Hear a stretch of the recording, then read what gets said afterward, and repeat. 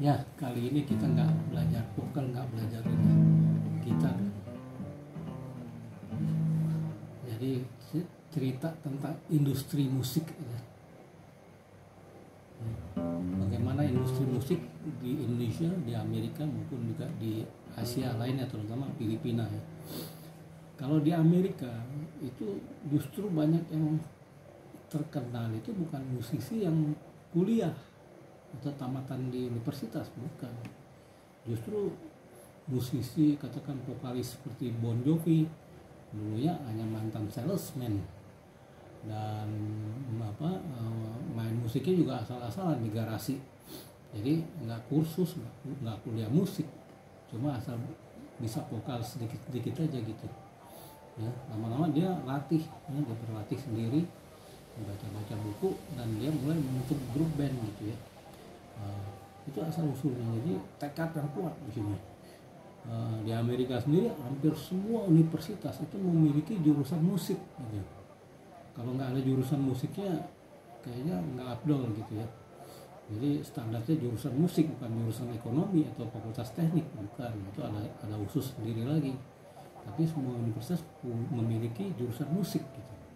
Nah, kalau kita katakan orang Indonesia mau kuliah jurusan musik di Amerika, itu nggak gampang. Pertama, kendalanya bahasa Inggris. Kedua, minimum requirement-nya itu harus memiliki keahlian di bidang katakan gitar, vokal, piano gitu ya. Piano jazz, gitar jazz, jadi ada basicnya yang kuat gitu. Udah mainnya udah tutup mata aja gitu. Istilahnya seperti itu, tangan jalan sendiri gitu ya. Minimum dari kecil udah emang udah jago banget gitu. Nah, itu yang basic requirement seperti itu.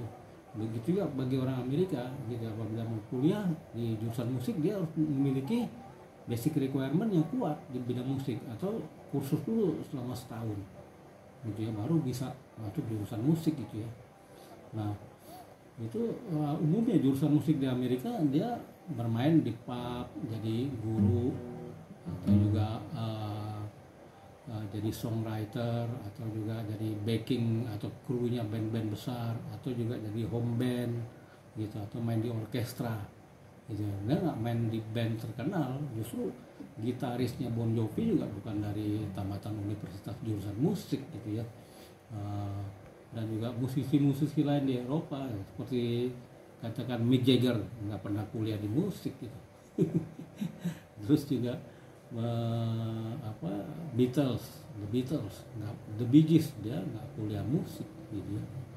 Dia belajar sendiri aja gitu, lama-lama dia latihan dan mungkin gurunya private gitu ya, yang melatih vokal, melatih musik, ada musik direktornya, ada segala macam. Jadi udah teratur sekali jadwalnya gitu ya. Dan mereka nggak hanya bisa satu alat musik gitu, bisa vokal, bisa gitar, bisa piano gitu. Nah, itu menjadi tantangan sendiri bagi pemusik Indonesia gitu ya. Masuk ke Filipina. Di Filipina gue juga pernah di sana, dan gue juga pernah kursus musik ini di Yamaha Indonesia ya. Kursus gitar klasik, kursus piano, kursus drum, kursus vokal, kursus organ, itu udah gue lakukan gitu. Mungkin waktu itu 4 tahun 5 tahun ya. Dan gue nggak 100% fokus ke musik gitu. Jadi ngambang-ngambang aja gitu, karena waktu itu situasinya berbeda ya dengan sekarang. Gue lebih kuliah di bidang tertentu gitu ya, bukan jurusan musik.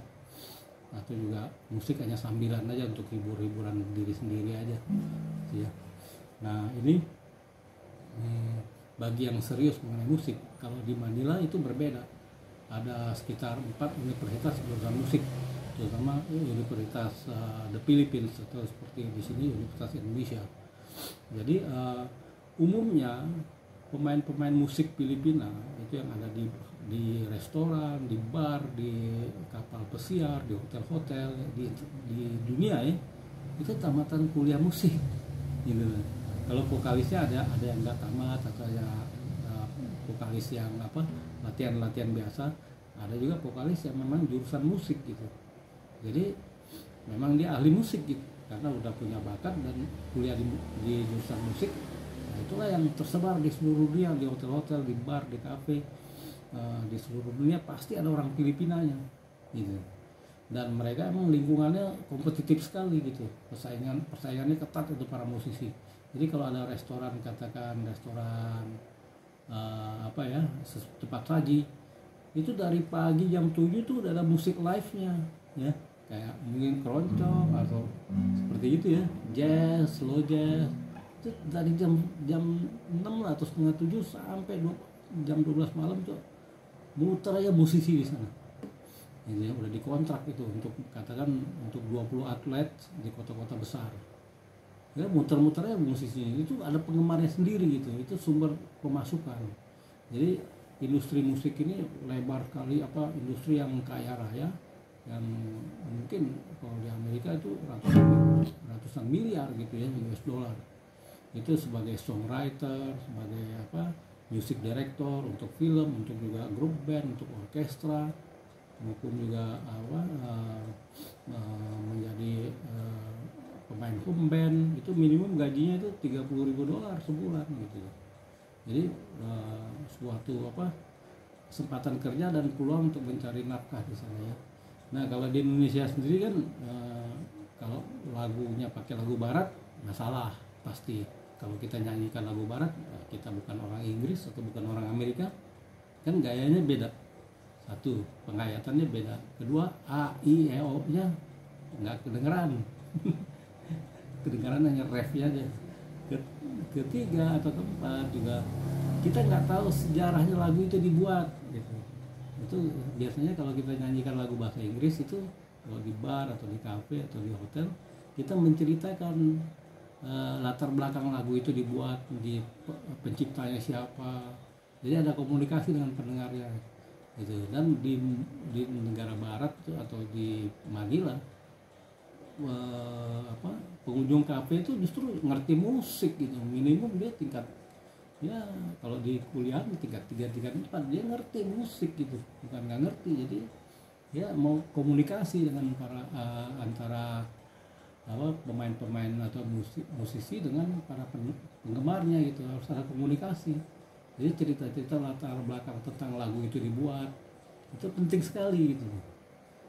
Ditenarkan oleh siapa, belum tentu pengarangnya si A atau si B, penyanyinya juga dia juga belum tentu gitu, karena orang lain, karena lagu itu nggak gitu ngetop ya, dan dinyanyikan kembali oleh orang lain lagi yang suaranya lebih bagus ya, baru lagu itu ngetop.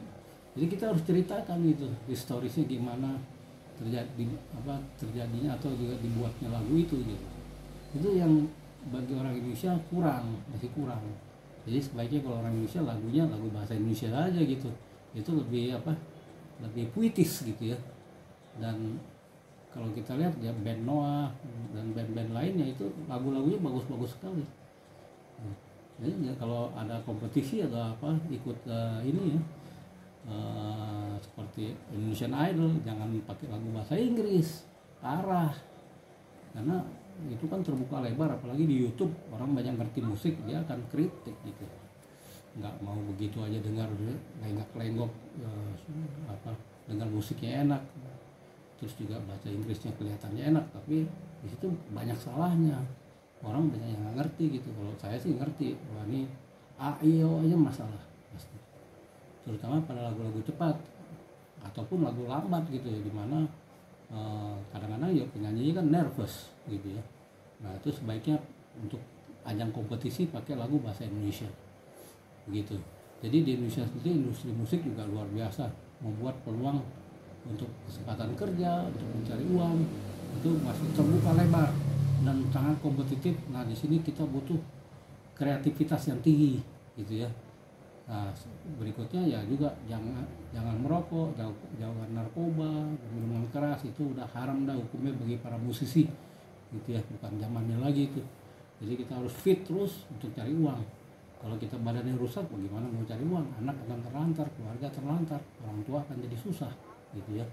Jadi itu hal-hal yang negatif itu dihindarkan dan hukumnya haram dah. Jadi musisi itu harus fit kayak seperti olahragawan, seperti militer dan seperti polisi. Jadi badannya fit terus dalam keadaan situasi bagaimanapun, badannya masih tetap kuat gitu. dan bermain musik nih butuh latihannya aja 6 jam satu hari. Temen gue aja itu orang Amerika di Filipina, itu dia vokalisnya terkenal banget saat itu ya. Tapi di Amerika juga dia nggak terkenal, orangnya ganteng banget gitu ya, tingginya 178, ganteng lah. Kalau gitu kalau Sabtu Minggu nggak ada show, cewek-cewek cantik pada datang semua ke apartemennya. Apartemennya nggak jauh dari unit gue gitu, kerumunan cewek-cewek semua minta tanda tangan, minta dipeluk, minta dicium, foto-foto gitu. Jadi kita orang Indonesia peluangnya banyak, dari peluang iklan, endorsement, jadi songwriter maupun juga music director untuk film, untuk sinetron, maupun dia sekarang udah di YouTube lagi, ada lagi jadi guru juga bisa merangkap, atau juga vokalis juga. Begitu kira-kira, peluangnya banyak sekali dan itu menjanjikan banget. Jadi harus serius, fokus, dan latihannya bisa minimum 6-7 jam sehari. Begitu. Kalau yang mau serius mau jadi vokalis, waktu itu gue kawannya juga musisi-musisi handal nomor 1 di Indonesia gitu ya, yang bareng-bareng gue, sekali denger aja udah bisa nulis not balok di mobil, pakai kaset mobil udah bisa nulis not baloknya gitu untuk acara orkestra malamnya gitu. Nah itu musisi jazznya begitu ya. Jadi memang perlu bakat, tapi pendengaran itu sangat penting dan bisa dilatih minimum 6 jam. Oke, gitu aja dulu.